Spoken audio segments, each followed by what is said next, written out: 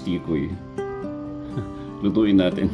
Ang tikoy, kaya daw siya very sticky. Magsisimbolize yan ng togetherness ng isang pamilya. At kaya daw sweet, para daw sweet ang pamilya. At kaya daw bilog, para daw pampaswerte. Lutuin natin to.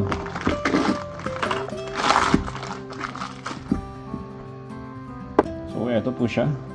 Ito lang yung kailangan natin. Ilang piraso ng itlog. Maganda po gumamit po tayo ng nonstick para sa ating gagawin na tikoy. Lagyan po lang siya natin ng butter. Maganda po kung unsalted butter ang ating gagamitin. Ilagay po natin siya sa low fire. And by the way, today is December 27. Pero po, bukas po tayo sa Lloyd's Kitchen. Mamaya andun po tayo. Mamaya andun po ako. So kita-kita po tayo doon. So usagin lang po yung etong tikoy na ating hiniwa sa ating itlog. Saka po natin siya ilagay dito sa ating pan. Ganyan lang po yan.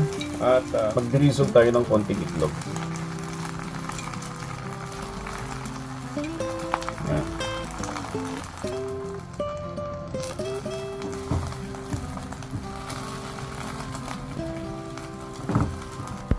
So, ganyan po siya pag naluto na.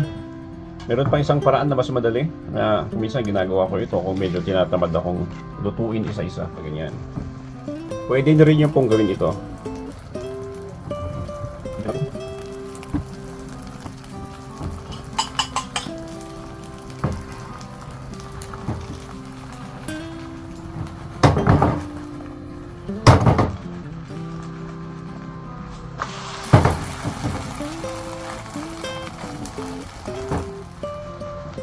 Pwede na po.